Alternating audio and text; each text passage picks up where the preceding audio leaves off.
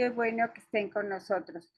Vamos a dar unos minutitos que acaben de entrar y damos inicio a la sesión. Les voy platicando, muchos de ustedes ya nos conocen, pero para quienes no, AVER, que es Autosuficiencia Visual, Estimulación y Rehabilitación, es una asociación civil sin fines de lucro que tiene por objeto el poder mejorar la calidad de vida de las personas con discapacidad visual, básicamente personas con visión baja.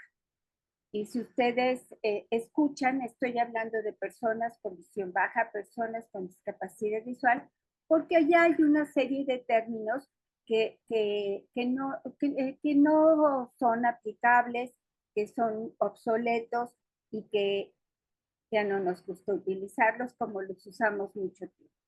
Entre esos términos es visión subnormal, para nada, ya no lo usamos, es un término que se acuñó hace muchos años como una traducción directa del inglés, pero hace mucho que no lo utilizamos. Por supuesto que esto de cieguitos y débil visual, no, son términos un tanto peyorativos. Entonces hablamos de persona ciega, de persona con visión baja, persona con discapacidad visual. Y les decía que el objetivo de AVER es mejorar la calidad de vida especialmente de este tipo de pacientes. Y para esto nos interesa muchísimo la formación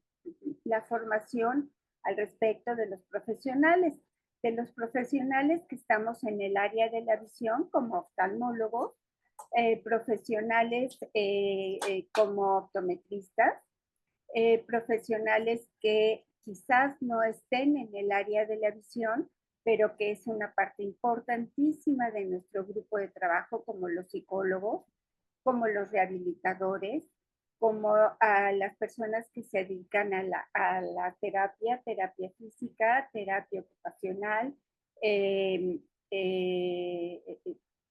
terapias de estimulación. Vamos, todo aquel que quiera mejorar la calidad de vida de estas personas.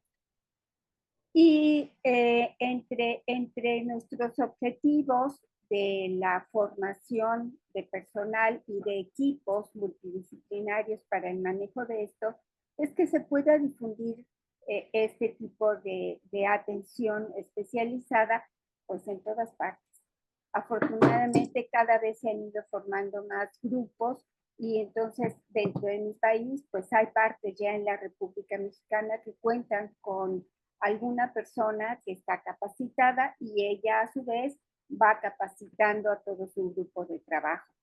Y también hemos tenido influencia en otros países, como por ejemplo ahorita que nos acompaña María José en Santo Domingo, en Costa Rica. Y bueno, y en este trabajo, no, por supuesto que no hemos estado solos, hemos contado con compañeras y compañeros invaluables trabajadores de la estimulación y la rehabilitación visual, como Bel León, ella es de Venezuela y trabaja también hace muchísimos años en todo este tema. Por eso nos da mucho gusto saludarlos. Esta noche hemos decidido presentar un caso clínico para que quienes ya han estado con nosotros en los diplomados de estimulación y rehabilitación visual y se han formado con nosotros, tengan una manera de reciclarse, de acordarse cómo manejamos los casos, para en algún momento, si quieren compartir sus casos, son bienvenidos. Siempre estamos abiertos a todos los comentarios. Y para que aquellas personas que no han tenido algún acercamiento directo con la estimulación y rehabilitación visual puedan ver que siempre podemos hacer un poquito más por estos pacientes. Entonces, por eso es una invitación para que nos escuchen y al final de este webinar vamos a tener otra invitación para ustedes. Esta noche vamos a presentar un caso clínico que compartimos la doctora Tamar Gómez. Ella es neurooftalmóloga muy prestigiada, absolutamente profesional, y otra de las características fundamentales en la doctora Tamar Gómez es su calidad humana. Punto y requisito indispensable para todos aquellos que queremos atender a este tipo de pacientes. Y Tamar, cuando tiene algún paciente que tiene alguna limitación en su visión, le da la oportunidad y hace la referencia para mejorar la calidad de vida de estos pacientes. Y este fue el caso del caso clínico que vamos a presentar esta noche. Y pues yo le doy la bienvenida a la doctora Tamar Gómez Villegas porque aceptó presentar este caso con nosotros. Y pues sin más, Tamar, adelante, te escuchamos. Bueno, antes que nada, muchas gracias, doctora, por permitirme compartir este caso con ustedes. Quisiera saber si ya pueden ver mi pantalla. ¿Sí? ¿Se ve? Y si me escuchan bien. Sí. ¿Sí? Ah, perfecto. Bueno, vamos a hablar de este caso que tuve la oportunidad de atender. Es una doctora originaria del Estado de México. Ella es psiquiatra y de hecho, bueno, pues a ella también me une un lazo emocional porque realmente se formó en el hospital donde yo laboro y yo asesoré su tesis con la que se graduó. Entonces, si bien habíamos descontinuado una relación de amistad porque ella se graduó y se fue a trabajar a otros lados, realmente pues el impacto que tuvo en mí el atenderla pues fue muy grande. Ella es casada, es diestra y no tiene antecedentes pues personales, más que bueno, pues es médico de formación, etcétera. De sus antecedentes heredofamiliares destacan pues varios. Tiene carga genética para diabetes, para hipotiroidismo, para también neoplasias, cáncer de vejiga, un hermano con linfoma y también para enfermedades autoinmunes. Tiene una hermana con artritis reumatoide juvenil, una prima materna con lupus eritematoso sistémico y un primo finado por una ruptura aneurismática. Entonces, bueno, pues tiene muchos antecedentes familiares de importancia, tanto de enfermedades metabólicas, como clásicas y de enfermedades autoinmunes. Y bueno, dentro de sus antecedentes personales no patológicos, destacan, pues ella realmente vive en medio urbano, con una casa que cuenta con servicios, o habita solamente con su esposo y solamente con perros domésticos. Sus hábitos higiénicos y dietéticos son adecuados, no realiza actividad física, deporte, y bueno, tiene su esquema de infecciones completos. Eh, Realmente cuando yo atendí este caso, estábamos saliendo de pandemia y ella tenía 2 dosis de vacuna COVID-19 de la marca AstraZeneca en enero y septiembre del 2021.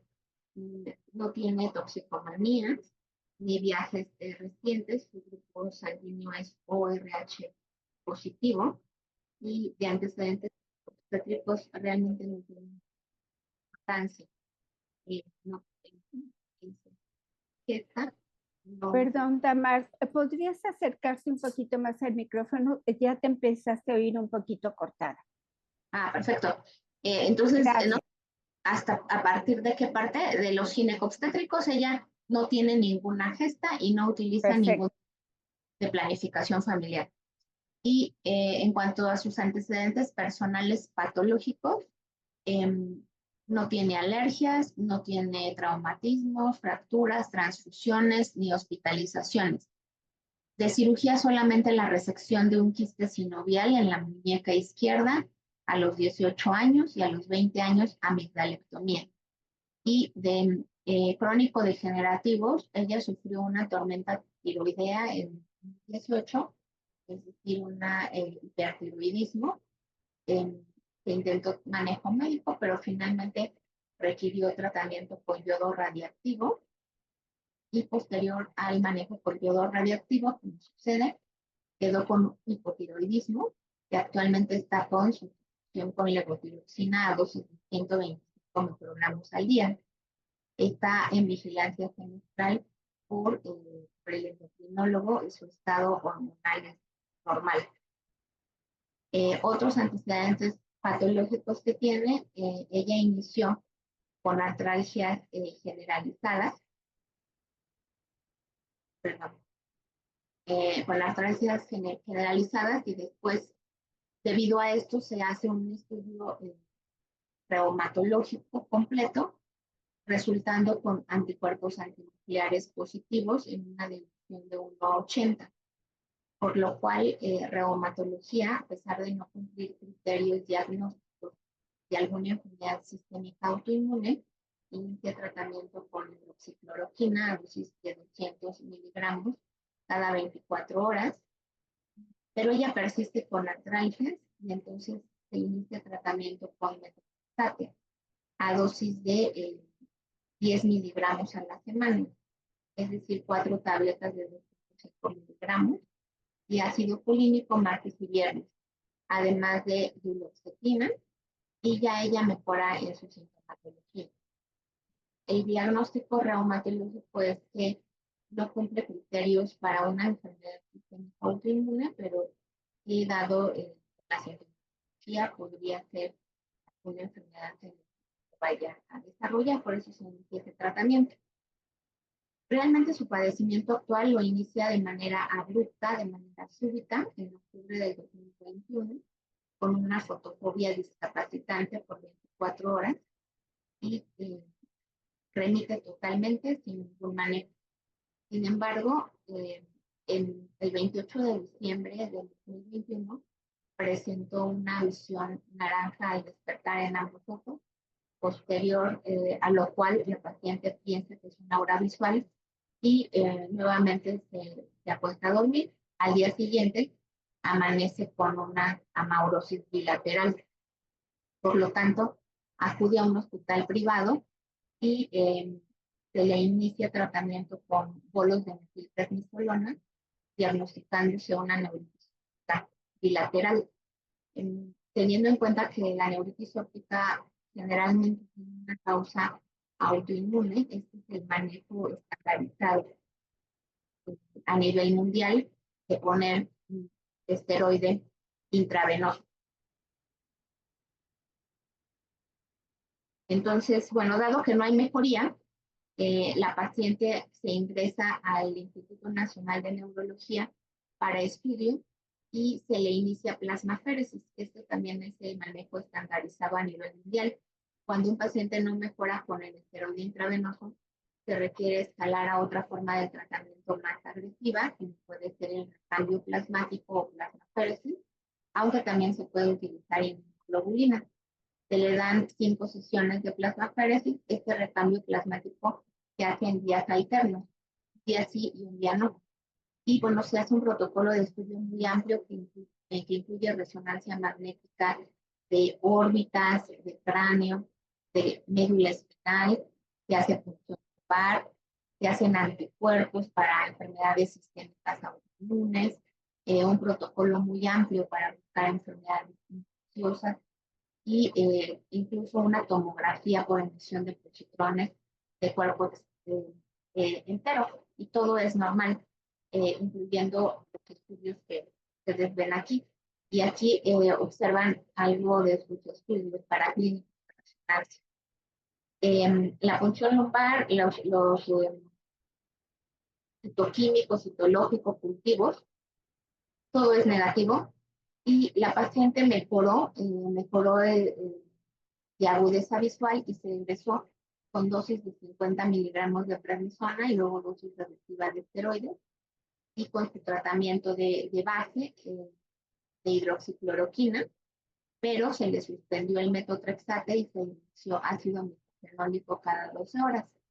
Aquí en las esquemas de abajo pueden ver el campo visual con el que egresó. En su primer episodio de neuritis óptica, porque ahorita ya veremos que tuvo muchos más, egresó con una agudeza visual en el ojo derecho de cuenta de 2 a 1 metro por este gran esfotoma secocentral. A pesar de tener un campo visual periférico conservado, tenía en el centro este esfotoma. Y en el ojo izquierdo con una agudeza visual de 20-50.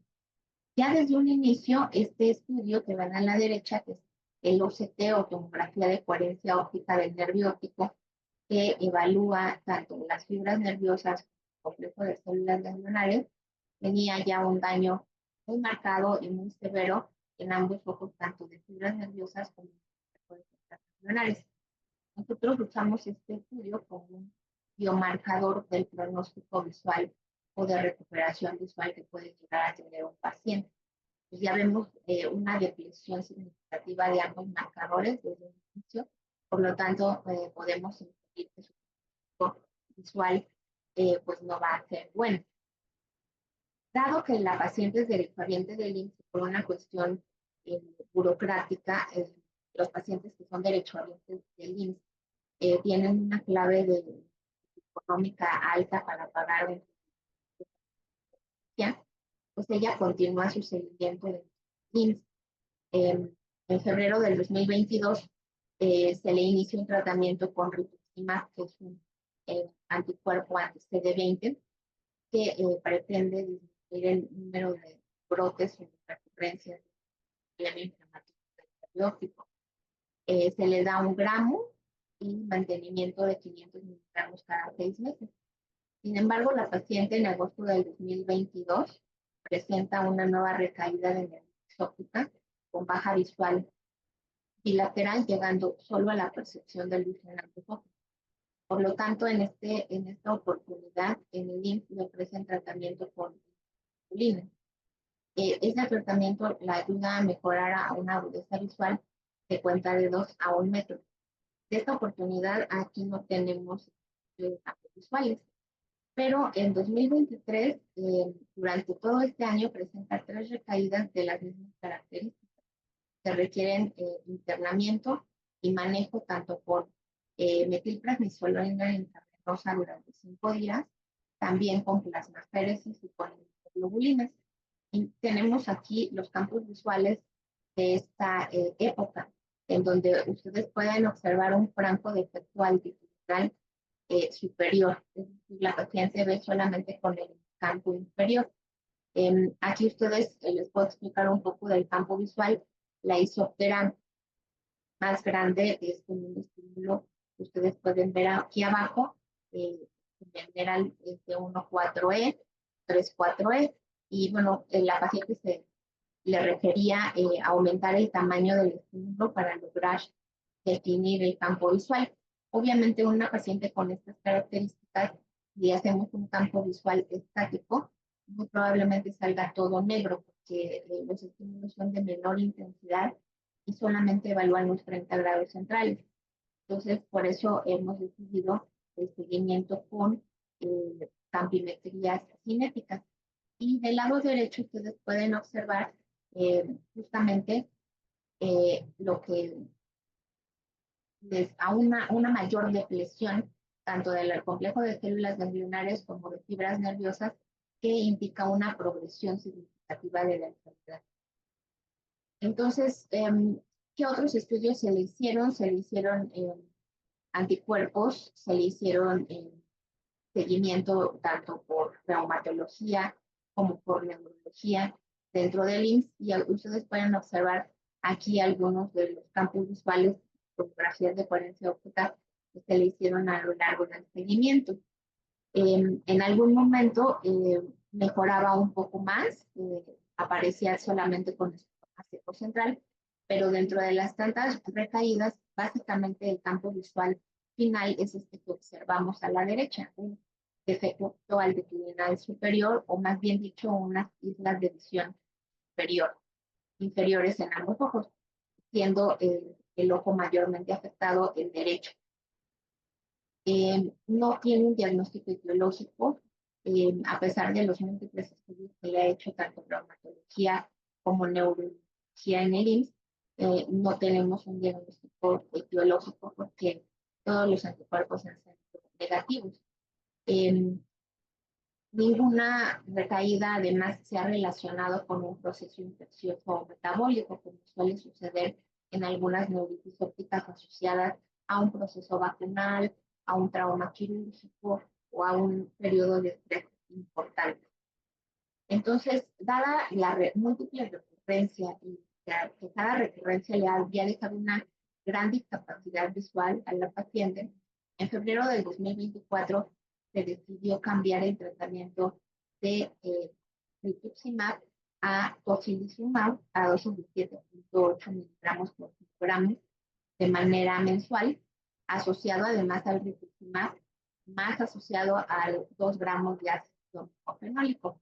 Todas estas moléculas actúan de manera diferente. Ya les había comentado que el rituximab es un anticuerpo a CD20, el tocilizumab a interleucina 6 y el micofenolato pues es un impresor. Y también prednisona, manteniendo su hidroxicloroquina. Y en agosto del 2024 presenta la última recaída de la que tenemos notificación y esta fue tratada con intravenosa. Como pueden ver, el campo visual residual pues es básicamente inferior, una isla inferior. Entonces, este es el tratamiento actual, recapitulando, y pues no tenemos un diagnóstico etiológico. Podemos decir que actualmente la capacidad visual en ambos ojos es 2800 por una distancia total.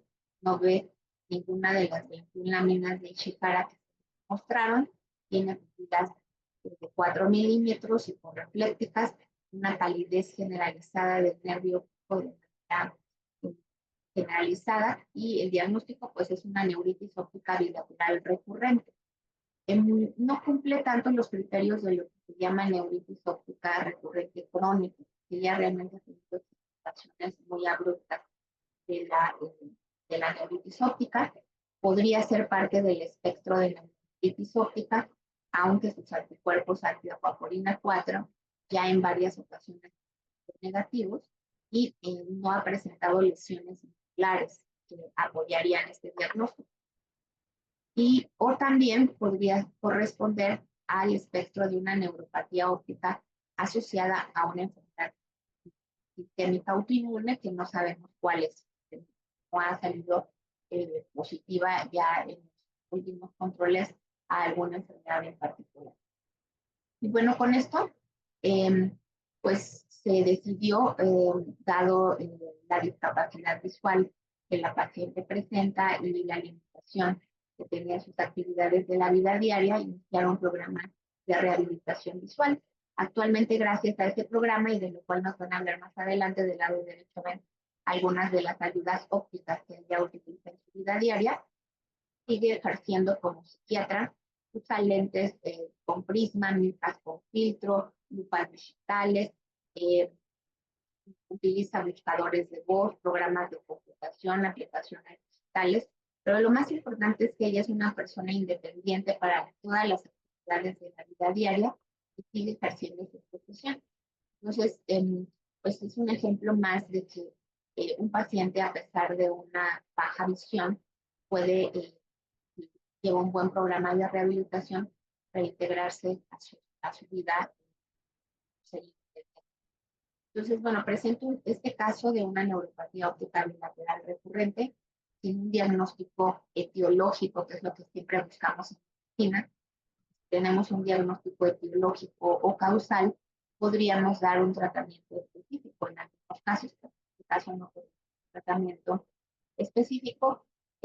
Ha respondido parcialmente a la plasmaféresis, a insulina, pero tiene múltiples recurrencias a pesar de los múltiples tratamientos que ha tenido el paciente. Yo recalco la importancia de hacer un seguimiento y siempre brindar rehabilitación visual a los pacientes para mejorar la calidad de vida.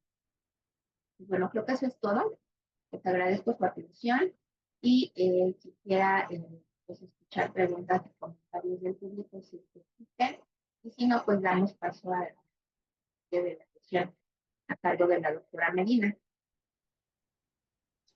Muchísimas gracias, Tamar. Creo que hiciste un magnífico resumen de este caso clínico. ¿Tienen alguna pregunta o algún comentario o pasamos al manejo de rehabilitación? María José, justo ahorita vamos a platicar de eso con mayor detalle. ¿Cuál fue el manejo que hemos hecho?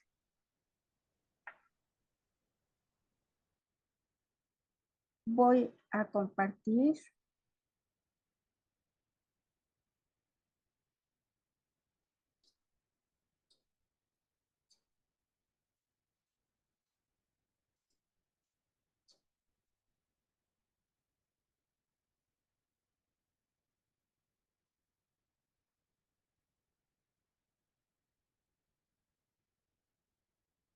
¿Se puede ver la pantalla? Sí. Doctora.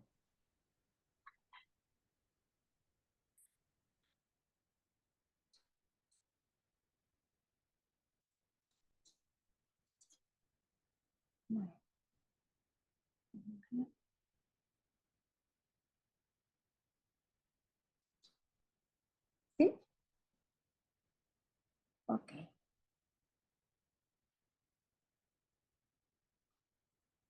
Bueno, la parte que a mí me corresponde llegó a consulta el 28 de junio de 2022, una paciente femenina de 44 años, médica psiquiatra, con una disminución de la agudeza visual secundaria a cuadros de neuritis óptica.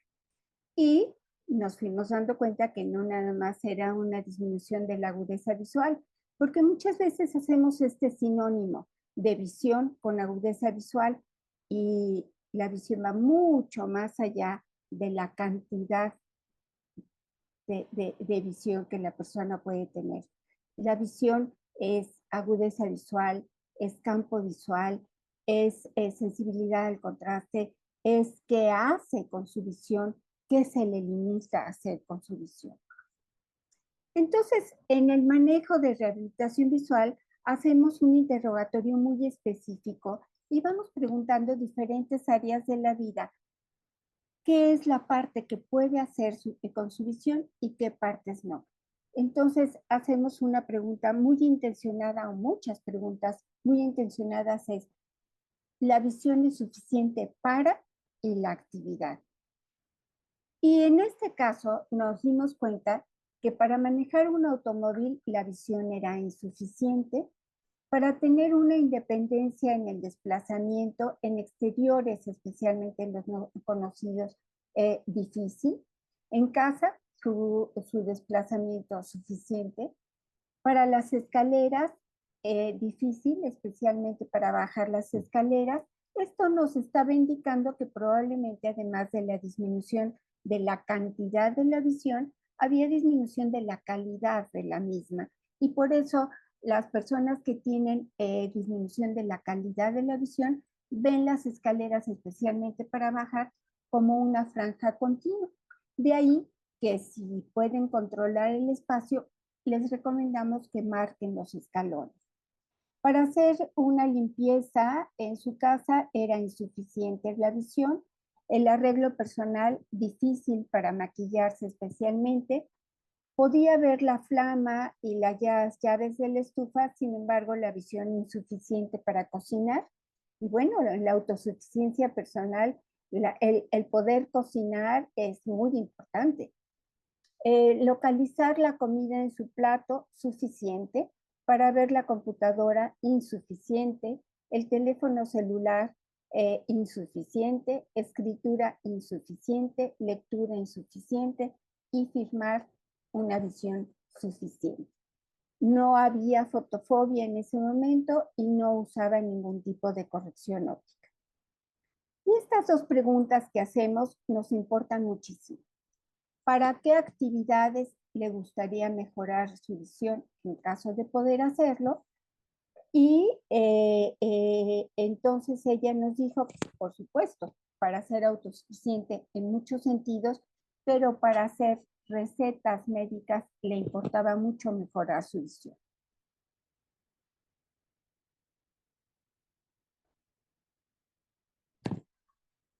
En la exploración funcional del día 28 de junio del 2022, encontramos que con el ojo derecho tenía una visión de 4,300. 4,300 significa que a 4 pies de distancia, Clara podía ver lo que una persona normal vería a 300 pies de distancia. Si lo queríamos convertir a 20 pies de distancia, bueno, pues lo multiplicamos tanto numerador como denominador con un factor común y nos da una visión de 20,500. Nos gusta siempre cuantificar la visión en caso de poder hacerlo. No nos encanta el término de movimiento, de percepción de dedos, porque mis dedos pueden tener un tamaño muy diferente de los dedos de alguna otra persona. Si los coloco sobre algo blanco o sobre algo color beige, pues no van a tener mayor contraste. Entonces es una medición muy poco objetiva. Entonces la cuantificamos con cartillas y cartillas especiales. En el ojo izquierdo encontramos mejor visión. Esta era de 6,120, lo que significa que a 6 pies de distancia podía ver lo que una persona normal vería a 120 pies de distancia, que si lo multiplicamos por un factor común de 3,3, nos da una visión de 20 sobre 396, digamos un 20,400. Evidentemente, mejor la visión del ojo izquierdo que del ojo derecho, como ya nos lo comentó la doctora Tamar Gómez en su exposición del caso clínico. Y siempre vemos con los dos ojos cómo es la visión. ¿Por qué? Porque esto nos puede estar hablando de cuál es el ojo dominante. No siempre el mejor ojo es el que domina. Entonces esto hay que tomarlo muy en cuenta. ¿Y cómo hicimos esta exploración? Con unas cartillas de Fenelon. Aquí tenemos una cartilla de Fenelon. Obviamente la paciente no es clara, pero aquí tenemos una cartilla de Fenelon y con este tipo de cartillas que nos vamos colocando a diferente distancia, podemos hacer esta cuantificación. Exploramos la visión cercana. Claro, esta paciente tenía más de 40 años y exploramos la visión cercana, pero siempre hacemos cosas diferentes. En nuestros pacientes siempre exploramos la visión cercana, aunque sean niños. Nos interesa muchísimo. ¿Por qué? Porque el mundo, el aprendizaje, todo es visión cercana. Entonces, en este caso encontramos un 20,400 con cada uno de los ojos y con ambos ojos también. Con ambos ojos mejoraba discretamente con aproximación, maravillosa acomodación, y nos daba un 20,200. ¿Qué cartilla utilizamos? La cartilla ETDRS para visión cercana, que aquí la tiene. Esta cartilla es una chulada porque además aquí tiene si se utiliza a diferentes distancias y cuál es la visión que se sugiere para poderla ver. Un 20,200 es esto, que era lo que podía ver Clara con un poco de aproximación. Pero decíamos que la visión no nada más es la cantidad de la visión. Ustedes vieron en nuestras cartillas, eran optotipos muy negros sobre el fondo blanco, pero la vida no está hecha a esos contrastes máximos. La vida tiene tonos de grises, la vida tiene tonos diferentes. Cambia de acuerdo a la iluminación, cambia si es el día nublado, cambia si es un día muy luminoso, si es la tarde, si es la mañana, en fin. Entonces nos interesa muchísimo saber cómo es la sensibilidad al contraste, que es lo que nos valora la calidad de la visión. En ambos ojos, la sensibilidad al contraste era del 10%, en cada ojo por separado y con los dos ojos igual. Aquí utilizamos este tipo de cartilla. Hay muchas cartillas para explorar sensibilidad al contraste. Esta es fácil de tener la puede tener uno en el consultorio, no es tan costosa. Y si ustedes se dan cuenta, estos optotipos son a un contraste mucho menor que lo que veíamos en las cartillas anteriores. Y va disminuyendo el contraste hasta tener unos tonos muy, muy pálidos. Teníamos los campos visuales cinéticos, que ya le había solicitado la doctora Gómez, pero aún así nos interesa saber en el campo central, en el Amsler, cómo estaba. Y encontramos el escotoma superior con cada uno de los ojos y con los dos ojos también. Nuevamente, nos interesa saber qué pasa con ambos ojos para saber cuál es el ojo dominante. Y efectivamente, en la campimetría de tipo cinético, veíamos que existía una pérdida del campo superior. Hicimos un estudio de refracción porque uno de los mejores regalos que les podemos hacer a nuestros pacientes es un buen estudio de refracción.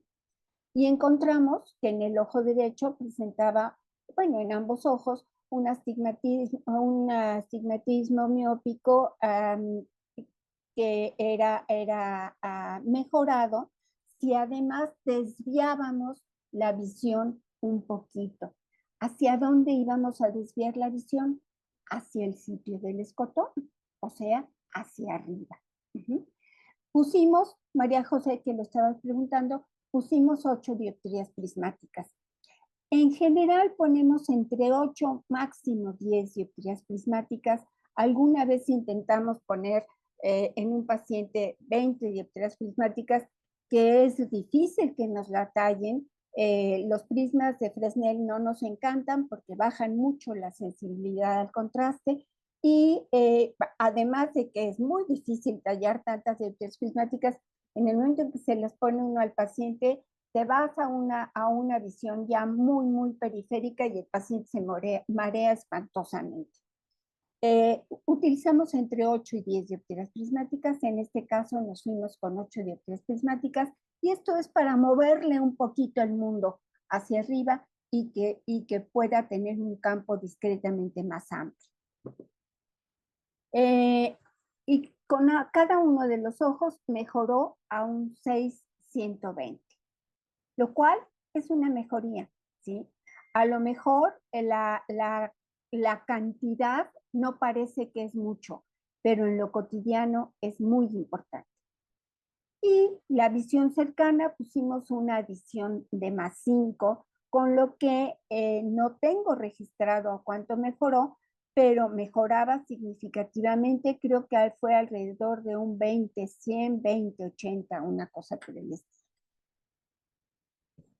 Nuestro plan era citarla para confirmar el subjetivo y tratar de mejorar aún más la visión cercana para que ella pudiera hacer sus recetas, que fue la necesidad que nos expresó con mayor claridad. Generalmente en la primera consulta no es fácil hacer una receta porque hay muchas cosas involucradas, el paciente viene tenso, cansado y demás. Entonces me gusta ir adelantando, pero confirmar en una siguiente consulta. Lo que pasa es que no tuvimos una siguiente consulta muy próxima porque tuvo un nuevo episodio de neuritis óptica que disminuyó su visión, como ustedes se pudieron dar cuenta en todo el caso clínico que nos han comentado.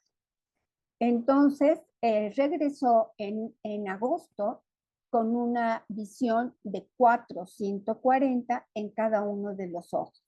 Lo anterior era con la corrección de 6/120, ahora era 4/140 y mejoraba si ella hacía su cabeza hacia arriba, lo cual nos está indicando que la pérdida de campo, el sitio del escotoma es superior, por eso voltea hacia arriba para tratar de mover su campo visual. Y entonces volvimos a hacer un estudio de refracción y un subjetivo y vimos que con un -1/50, con -1 a eje de 90, con 8 dioptrías prismáticas con la base arriba y un poquito a la derecha. Esto es meramente subjetivo, mejoraba de 440 a 420 en cada uno de los ojos. En el izquierdo tenía también una miopía y un astigmatismo pequeñito. Siempre cuando ponemos prismas para recolocación de imagen retiniana, para desviar la imagen, siempre el prisma es del mismo poder y siempre es en Jung. Va con la base hacia el mismo sitio y al mismo eje. Pusimos un filtro de 450 que es amarillo, con lo que mejoraba subjetivamente y con lo que mejoraba la sensibilidad al contraste. En septiembre de 2022 volvimos a probar la adición de +5 y si tenía un -1,50 y el +5, lo que nos queda en la prescripción del lente es +3,50, porque hicimos una suma algebraica, y todo el resto, el astigmatismo y el prisma, exactamente igual que en la prescripción de lejos. Y con esta adición de +5 podía escribir y recuperar la información de sus expedientes, lo cual le permitía continuar con su labor clínica. En esa misma consulta de septiembre de 2022, se le recomendó que escribiera con pluma fuente o con plumo negro para aumentar el contraste y disminuir la distancia de la lectura y la escritura con el uso de un atril. ¿Por qué? Porque si vamos a estar utilizando una adición de +5, la distancia focal va a estar cambiando. Y para evitar que se agache mucho el paciente y que tenga después problemas de columna, entonces utilizamos atriles para que no se maltrate su ergonomía. En este caso, ella decidió que si ponía varios libros sobre su escritorio, podía hacer sus recetas y colocar sus expedientes en esto, y era un atril como muy adecuado. Y también probamos una lupa electrónica. Con la lupa electrónica tenemos la posibilidad de ampliar y tenemos la posibilidad de mejorar contraste y cambiar contraste, y es una verdadera maravilla para esto. En enero de 2023, ella usaba lentes para lejos, pero cambiamos los lentes para cerca a una adición de +8. Entonces íbamos a necesitar menor distancia focal. Estaba utilizando muy exitosamente la lupa electrónica y estaba utilizando un telescopio MAX-TV para ubicación. Nos decía que se ponía, este telescopio MAX-TV es de 3 poderes de ampliación y que nos decía que se lo ponía para ubicarse y después se lo quitaba. Nunca se camina con un telescopio. El atril para disminuir su distancia focal, el aumento de contraste para la escritura, y empezaba entonces ya a desplazarse en transporte público. Recuerden que el objetivo de todo esto es la autosuficiencia.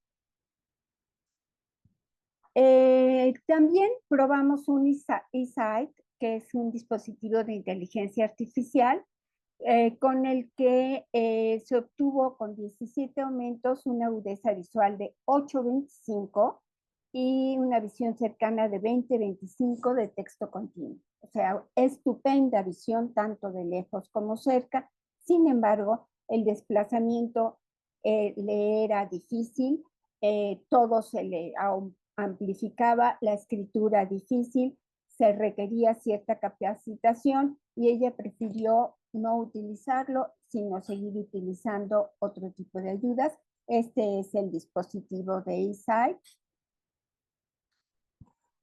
La volvimos a ver en 2023, en mayo, y hubo una nueva recaída con pérdida y recuperación de campo visual, con necesidad de mayor iluminación, Y a la exploración, lo que encontramos en el ojo derecho fue 6,120 eh, con pérdida del campo superior y en el ojo izquierdo 6,160.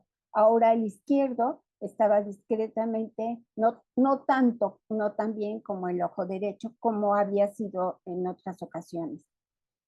En el Amsler corroboramos que pierde la parte de arriba, pero al poner el prisma con la base hacia arriba, podía recuperar cierta parte y la sensibilidad al contraste del 10% con los dos ojos. En mayo se modifica discretamente la refracción del ojo derecho y del ojo izquierdo. El astigmatismo permanece prácticamente igual y tenemos el uso del prisma con la base arriba y hacia la derecha a 135 de la misma manera y la visión que se obtiene es de 6/120 como estábamos en un inicio. Sin embargo, ahora ella nos refirió que prefería no tener el filtro, le estaba ya estorbando el filtro y entonces se opta por unos lentes antirreflejantes. La volvimos a ver en 2024, no la vimos, en 2025 nos volvimos a ver y nos refería que en ese año, en el año anterior, en 2024, únicamente hubo un evento que ameritó internamiento, por lo cual, y ahora nos damos cuenta, fue cuando se hizo el cambio de tratamiento, ¿verdad? Y la visión de 6,140, la anterior había sido 6,120, pero podríamos decir que es una visión estable. En los lentes para cerca continuamos con la adición de +8, continuamos con el uso de la lupa electrónica, con el uso del Max TV, ahora ya también para ver la televisión. Y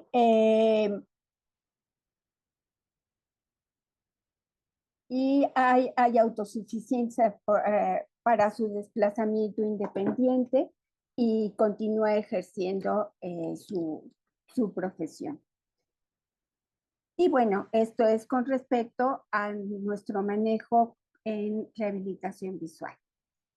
Y hemos tenido la fortuna y hay un inmenso agradecimiento porque la doctora García ha aceptado dar su testimonio esta noche ante ustedes.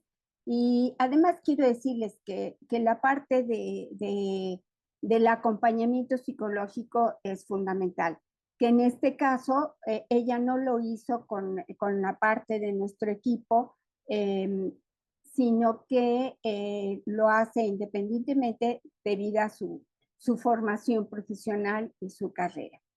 De tal manera que, Clara, pues te agradecemos mucho tu participación. Sabemos que estás un poco agripada, doble agradecimiento, pero nos interesa mucho el que nos puedas platicar para ti qué ha sido este proceso de rehabilitación visual, si tú consideras que es importante referir a los pacientes, que es importante que nuestros colegas oftalmólogos, nuestros compañeros optometristas sepan que existe otra cosa y que puedan acceder a este tipo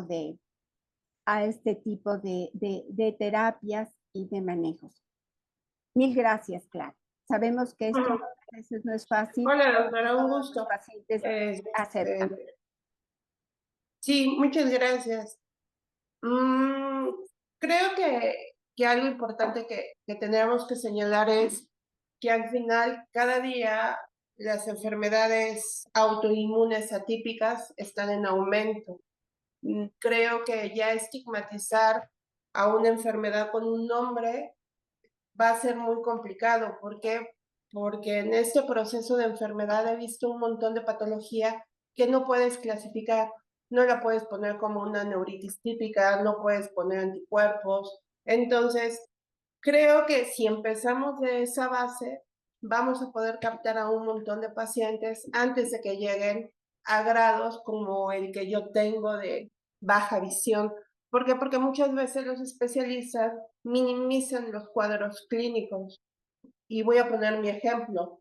yo no tengo anticuerpos positivos, más no significa que no tenga una enfermedad autoinmune. Entonces, quizás si mi abordaje hubiera sido un poco antes, a lo mejor no hubiéramos tenido que llegar a este proceso e incluso a esta plática donde yo estoy como paciente.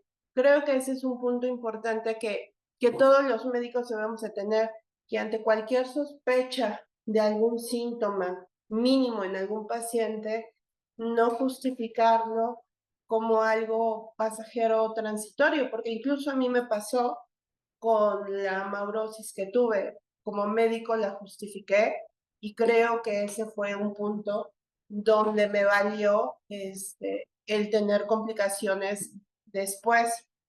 Por otra parte, el hecho del acompañamiento familiar creo que es igual o más importante que el manejo psicoterapéutico. Si como paciente no tienes una buena red de apoyo emocional, al final te va a ser muy difícil. ¿Por qué? Porque en el proceso la familia es fundamental para adaptar cosas, para adaptar tu casa, para poder tener acceso a ciertos instrumentos, desde el hecho de poderte trasladar al inicio, que era lo que, por ejemplo, yo hago con usted, voy siempre acompañada, no manejo. Entonces creo que también hay que considerar esa parte en la familia, porque al final es una enfermedad que no solo afecta al paciente, sino a todo el entorno y modifica la calidad de vida de todos. Yo tengo la ventaja de que soy autosuficiente, pero hay muchos pacientes que no tienen ese privilegio. Entonces, creo que el acompañamiento también tendríamos que enfocarlo un poco hacia la familia, hacia los cuidadores primarios, porque puede ser muy desgastante, porque esta enfermedad se puede presentar en edades tan grandes como la mía o en jovencitos de 15, 17, que he tenido la fortuna de poder platicar con ellos cuando he estado hospitalizada y me doy cuenta que muchas veces están desprotegidos, pero no a nivel de terapia, sino a nivel de la familia. ¿Por qué? Porque la familia minimiza la discapacidad, piensan que como medio se mueve el paciente, pues ve cuando realmente la persona no está viendo como los demás lo perciben. Entonces, creo que ahondar en esos puntos también es muy importante para que ese paciente pueda realmente reintegrarse a la vida cotidiana. Si ahorita platicamos sobre todas las ayudas que ustedes acaban de comentar que en algún momento he utilizado, sí podría decirles que conforme ha pasado el tiempo, yo no uso bastón, y cada día puedo ser más independiente en moverme sola, sin ir con un acompañante. Pero al final ha sido, ¿por qué? Porque he tenido la fortuna de poder tener la ayuda visual de los lentes, ¿no? Que al final creo que eso fue fundamental para que pudiera tener esa independencia de moverme. De ahí en fuera, lo de las recetas, pues sí, los lentes de cerca eran mi prioridad y siguen siendo mi prioridad, porque al final te vuelves más sensible a veces con la luz y te modifica el cómo puedes percibir las letras. Entonces creo que el tener una ayuda visual es muy, muy importante y mejora tu calidad de vida, pero creo que si lo juntamos con un mayor apoyo a nivel de la familia de ese paciente, agregado el apoyo psicológico y psiquiátrico, porque creo que aquí no solo este tipo de pacientes amerita un apoyo psicológico, sí creo que requiere un tratamiento y una valoración por un psiquiatra. El 90 o el 100% de los pacientes que tienen pérdida de algún órgano está en un duelo y la mayoría de las veces se complica y eso requiere un tratamiento farmacológico que indiscutiblemente una terapia ayuda, pero no va a ser suficiente para esa estabilización del paciente. Entonces, creo que de mi parte eso sería lo que yo les pudiera aportar para poder mejorar la calidad de vida de todos los pacientes que ustedes pudieran tener. Al día de hoy, yo estoy dando mi consulta de forma normal, incluso ahorita acabo de terminar mi consulta, pero es por eso, porque al final te adaptas, pero son todo en conjunto, tener un buen diagnóstico, tener una buena red de apoyo familiar, tener un buen especialista al cual te canalicen, porque no es solo decir, ve y que te pongan unos lentes, tiene que ser alguien con la capacidad y la especialidad adecuada, porque si no, entonces el lente no te va a funcionar, al contrario, va a boicotear esa poca visión que tú tienes y va a hacerte pensar que no puede ser independiente. Entonces, para mí es importante este tipo de plataformas porque al final se hace conciencia de lo que implica una discapacidad que la gente no nota. La visión es algo que la gente no ve que te falta y por lo tanto a veces piensan que mientes o que incluso estás simulando que tienes un problema porque te ven completamente íntegro, ¿no?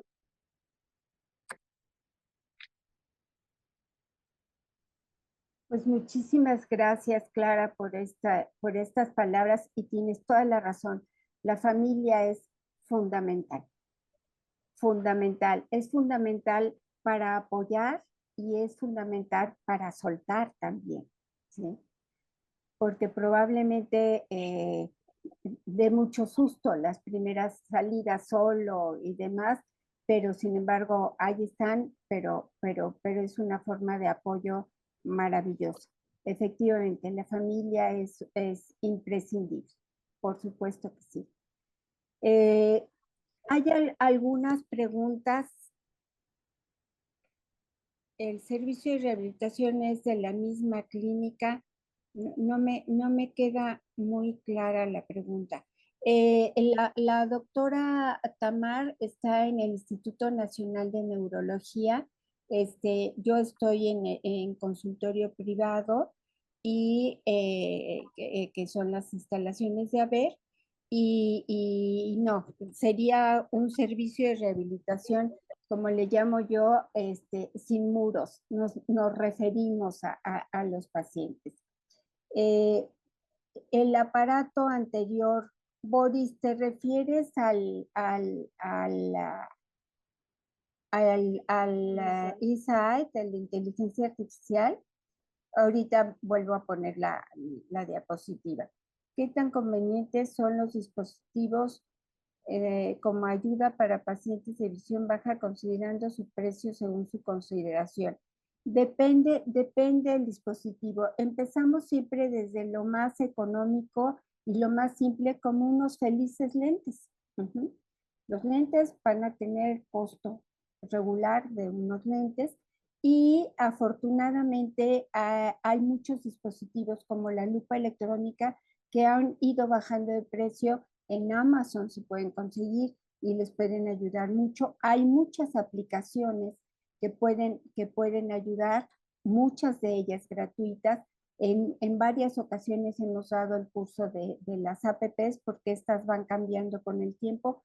Ustedes ya están registrados con nosotros por haberse registrado para este webinar y bueno, todos los egresados, mis queridos alumnos egresados, por supuesto que siempre reciben las informaciones de los cursos que estamos dando y tendremos el acceso. Para la autosuficiencia en el desplazamiento que se recomendó, no hemos tenido una intervención específica de Raúl, que es nuestro rehabilitador, para el desplazamiento. Esto lo ha hecho Clara de una manera autónoma y con las ayudas que ya presenta. ¿Quieres comentar algo más al respecto, Clara? No, al final lo único que hice fue atreverte. Al final lo que tienes que hacer es entender que te tienes que adaptar, que es un nuevo estilo de vida. dependiendo obviamente de la capacidad visual que tienes. Pero al final, voy a poner un ejemplo con lo de las escaleras que decía la doctora. Yo mido el escalón con el tamaño de mi pie y sé que promedio todos tienen cierto estándar, entonces utilizo el barandal y puedo bajar sin problema. Entonces el punto es que intentes normalizar la discapacidad, que no sea como un obstáculo, y la única forma es atreviéndote, no pensando que siempre vas a tener una adversidad. Obviamente, pues hay baches aquí, hay huecos, pero si vas adaptando tus otros órganos, como son los demás sentidos, va a ser mucho más fácil el que tú te puedas desplazar solo, sin necesidad de que realmente tengas como ese apoyo. Y yo no lo tuve porque tengo muchas ocupaciones para poder estar tomando esa terapia. Existe, pero incluso solo atreviéndote a salir, yo hago ejercicio, entonces atreviéndote a salir nuevamente a hacer tu vida cotidiana, te vas adaptando y entonces vas midiendo todas tus capacidades. En ocasiones, por ejemplo, si es una calle muy grande, me espero a que alguien pase y entonces me paso el semáforo cuando alguien está. Entonces, creo que es solo cuestión de que tú quieras quitar un poco en el paciente el miedo a atreverse a que algo malo le vaya a pasar, porque al final la condición es igual que cualquier otra, simplemente ves menos. Muchas gracias, Clara.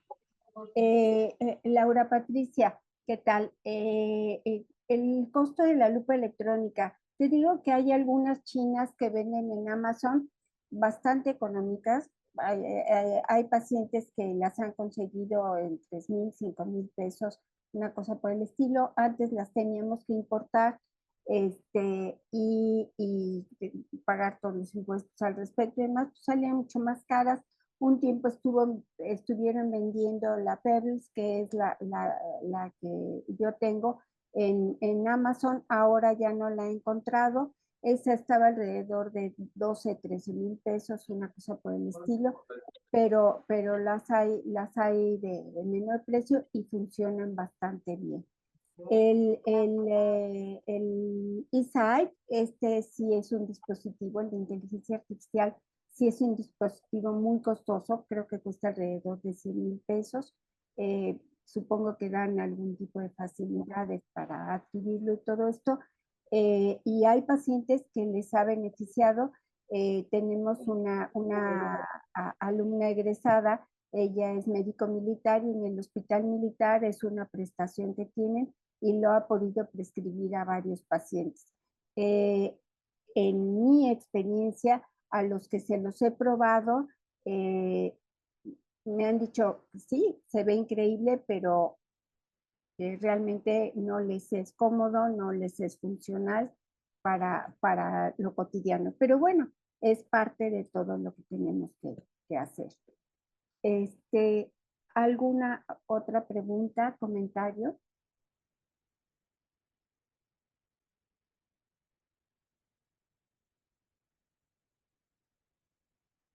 Bueno, pues la otra sorpresa que les teníamos era que vamos a tener un curso de casos clínicos de discapacidad visual que van a ser los jueves, 3 jueves del mes de junio, perdón. Empezamos el jueves 12, después el jueves 19 y el jueves 26 de junio, de 7 a 9 de la noche. Y algunas de nuestras egresados nos van a hacer favor de compartir los casos clínicos que han tenido y algunos ya tienen un buen ratito de vuelo en el asunto, otros no tanto, pero esto es lo importante, que vean que todos empezamos en algún momento a lo mejor con preguntas, con dificultades. Acá estamos el equipo de AVER para apoyarlos en todo lo que necesiten con muchísimo gusto. Y si no sabemos, entre más neuronas, seguramente algo se nos ocurrirá.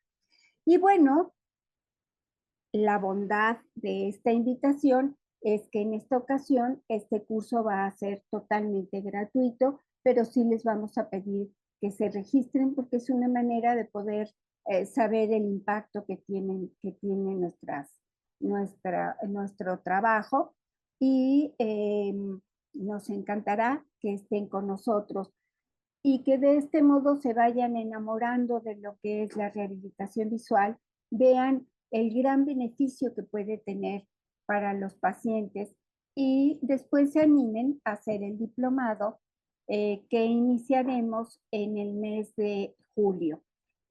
Será nuestra séptima generación, están recién saliendo alumnos de la sexta generación que por aquí nos están acompañando algunos de ellos y hay compañeros de la primera generación como Carla, que ya la vi por ahí, o Laura Patricia. Y en julio vamos a iniciar el diplomado en estimulación y rehabilitación visual. El 19 de julio es modalidad exclusivamente en línea y estamos en espera del aval de la UNAM, que no tenemos ningún pendiente de que no nos lo vayan a dar, porque ya van 6 generaciones que nos hacen este aval, de tal manera que los egresados tendrán el diploma de haber y el diploma de la UNAM. Para cualquier informe al respecto, comunicarse a contacto@aber.org.mx, si son tan amables. Y estas son las invitaciones que les tenemos. Esperemos que se animen a tomar el curso de casos clínicos, tanto las personas que por primera o segunda vez nos acompañan, como las personas egresadas, porque es una forma de estarse retroalimentando y viendo qué hacen los demás compañeros, yo qué hubiera hecho, podemos discutir, podemos tener tiempo para todo esto y nos encantará el saber de todos ustedes un poquito más. Yo quiero agradecer infinitamente a la doctora Tamar Gómez y a la doctora Clara García por su tiempo, por su dedicación y Clara, especialmente, muchísimas gracias por tu apertura tus comentarios y tus consejos al respecto, porque tienes toda la razón.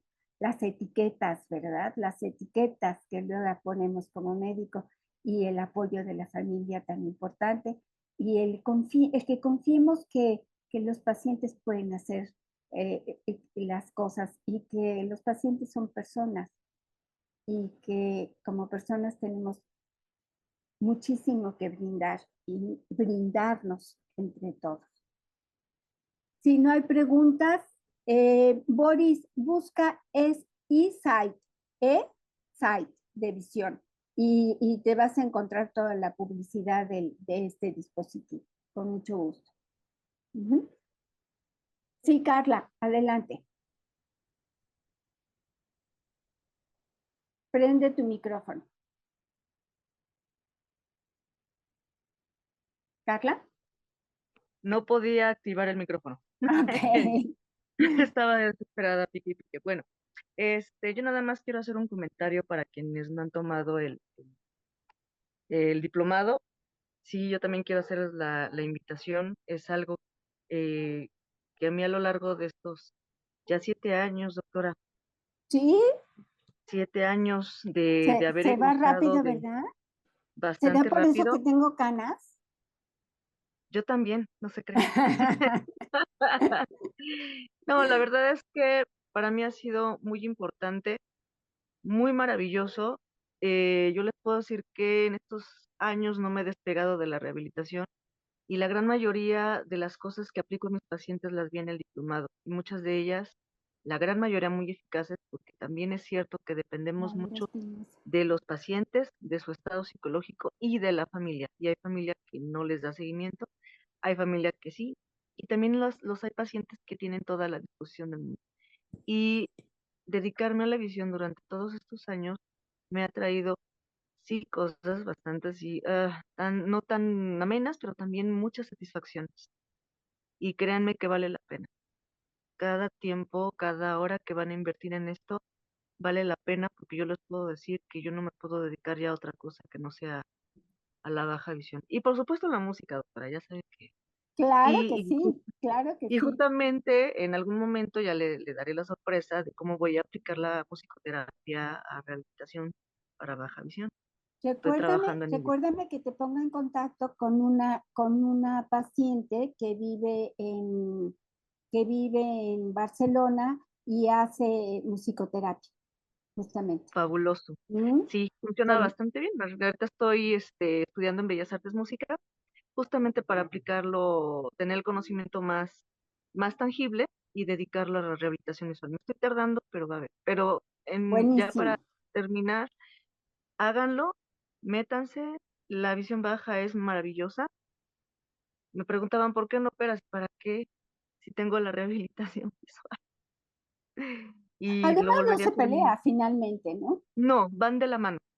Y trabajo con médicos, trabajo con un glaucomatólogo, trabajo con 2 retinólogos y es una maravilla tener esa visión multidisciplinaria de la visión. Cuando se abren, ¿verdad?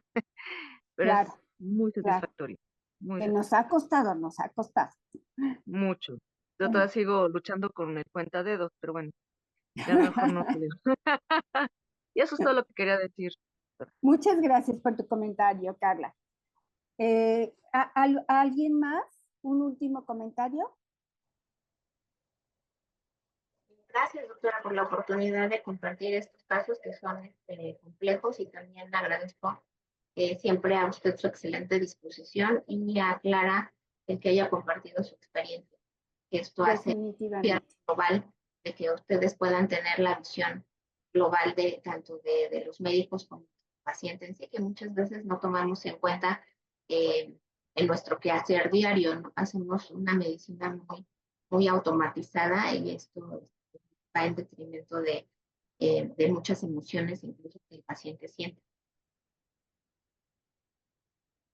Pues muchas gracias a todos por su tiempo, por su presencia. Gracias, Clara, nuevamente. Gracias, Tamar.